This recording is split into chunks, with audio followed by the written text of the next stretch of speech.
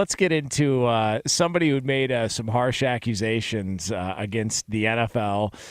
The John Gruden saga, which is, I guess we're waiting for that to play out because he is going to file a lawsuit against the league. He is no longer the head coach of the Las Vegas Raiders. It doesn't appear like they've missed him too much. They are still firmly in the playoff hunt after a big win on Thanksgiving.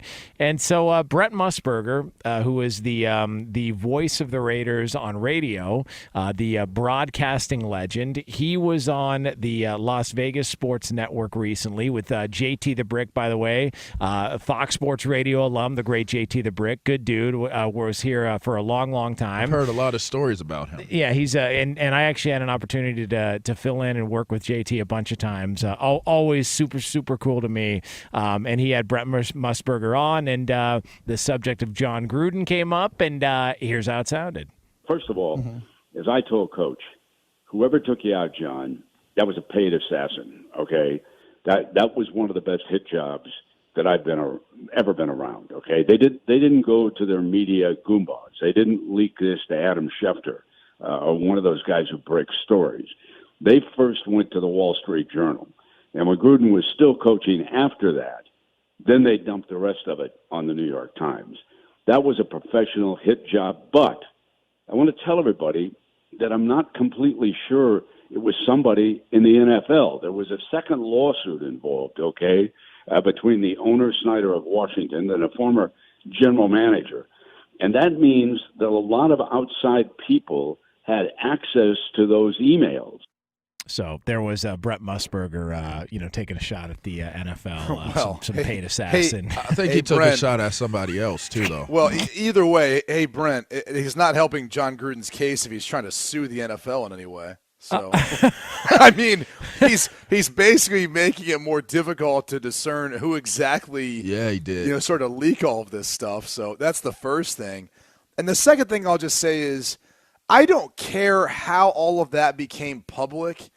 I mean, if it was illegal, okay. But let he did an attorney and a judge – but he said it. He did it. Right. He said it. So it's like what's hey. he's not going to save face. He said it. Let over me a tell period you of time, something. by the way. I got to tell you, whoever the hitman is that put that stuff out to the Wall Street Journal and the New York Times that you killed that man 10 years ago, I tell you what, they had some type of vested interest in you making that body go. Yeah, let's get the rat, not the shooter. Come on. I'm with you, Brady. Yeah, it's I just look. We talked about it. Something seemed and still does seem a little bit fishy about how the NFL handled it. Albert Breer is going to join us here shortly. He had talked about there was some speculation as to why Gruden's emails were the only ones that came out. The fact of the matter is, does anybody think we're ever going to see what all the emails were? Does anybody? No. There's no chance. It's the NFL. This is going to be covered up for as long as possible, and none of that stuff is going to get out. So I agree, something fishy happened.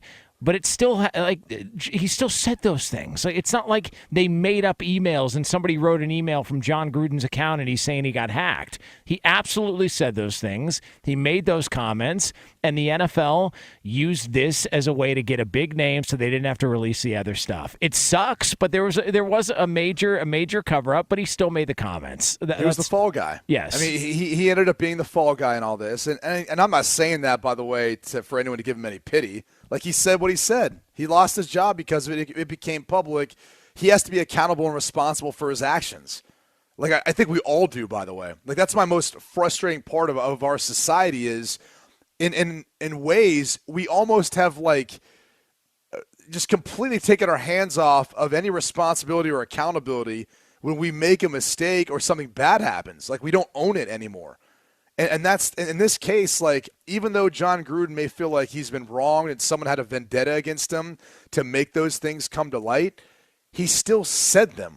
So it is what it is. And he might say, well, I want to take down all the other people too that I know are doing bad things. Okay, That's your prerogative. Go off and figure out how you're going to do that the rest of your life. But don't try to make him a sympathetic figure in that. No. No one's trying to make it sympathetic or you feel bad for him. He said what he said. What does this change? And by the way, the fact that Brent Musburger would feel confident enough in coming out and speaking that harshly about it tells me that Mark Davis probably didn't mind him coming out and speaking on that. Of course. Because Mark Davis feels like he got jobbed as well, too. Because he did. Because he did. Hey, so here's the thing, right? What was that noise that you made? I don't know. Where'd that come from? Was that me? Dang, every time I hear his name, it just happens. When I look at this, it's funny because I think about what we talked about yesterday with RG3 coming out with his book. That's what he's playing off of. He's basing the fact that he's going to do a tell-all book as this plays out in the legal system. This will continue to be the gift that keeps giving, right? It'll flare up on you. Oh, yeah, there's still meat on the bone. It'll continue to pop back up on you when you least expected it, making this a relevant conversation, right? So when you think about what RG3 is going to offer in his book in terms of how he details his experience, the one thing that I'll say when Brent put that out there that I immediately thought to myself is, the most culpable person in all of this, the origin of all of this, is the owner of the team. Yeah. He is the catalyst of those emails.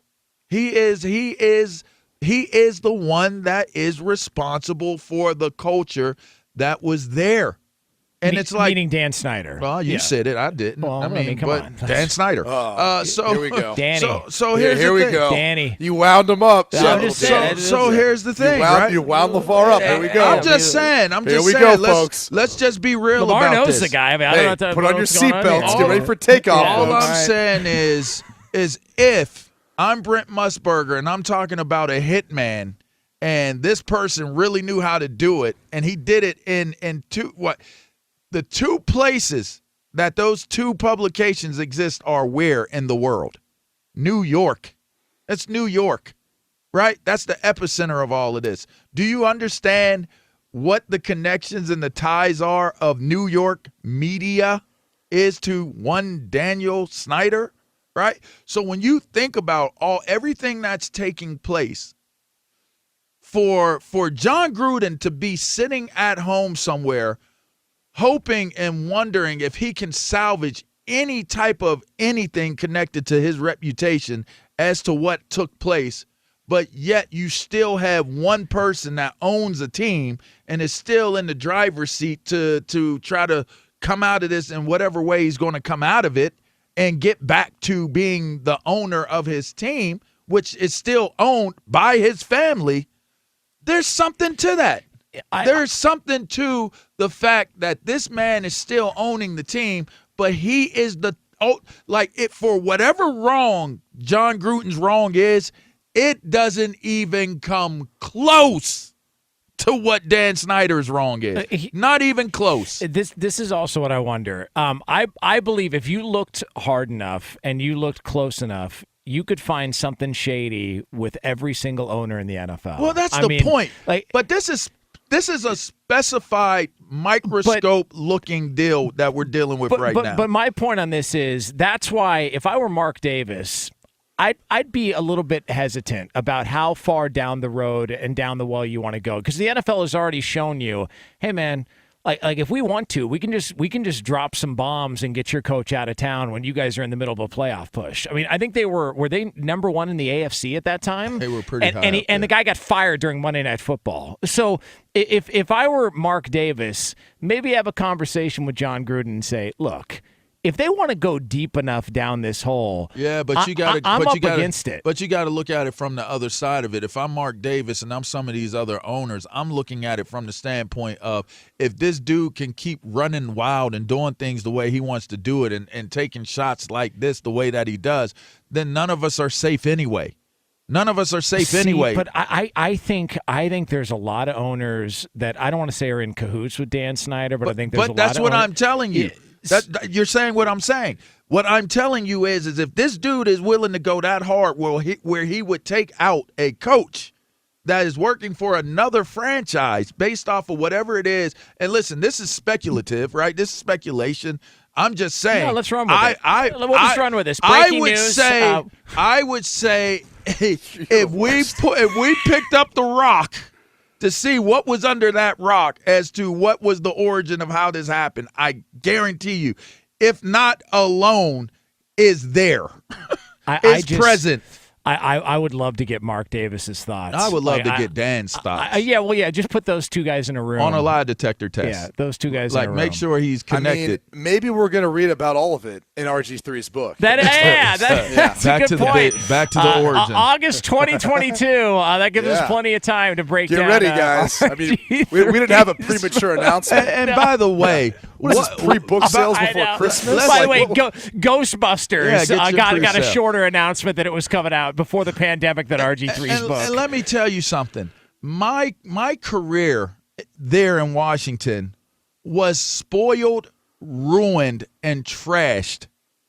And I always still continued to speak the truth about what I experienced and what I saw. And the amount of hate and anger that came my way for saying it, it was not safe to say things like what I was saying, even though it was the truth back then. So RG3, with all due respect, it's kind of like a bitch move to come out and say you're going to do a tell-all now. Why didn't you do your tell-all about 3-4 years ago? Why not do the tell-all like before now? Because he was still trying to play. Yeah, because you were scared of the backlash that you would receive saying what you believed your truth was in a time where it was not, you didn't have all of the stuff that has come out with the cheerleaders and the emails and all this stuff that makes it safe for you to be a front runner of justice. I hate when dudes do bitch moves to be heroes and heroic about the things that they're doing, and you do it in the comfort of knowing that people already know what's going on. Stand up and be a man. Do that before now. Do it before now. Someone like me said this for years. Go back into the annals and the history of saying this is a dysfunctional place. This is an evil dude. This dude does what he wants to do and how he wants to do it. I was basically like, I don't even want to use the word that I'm thinking. I was ran out of that city just for trying to stand up for myself. I didn't ask to be attacked over what took place. I don't have to rehash what happened when I was there. But I know this, I was the face of an organization, I was the face of a city, and I was deeply rooted and entrenched in that city and did so many things outside of the scope and the realm of what happened in between the lines on the football field.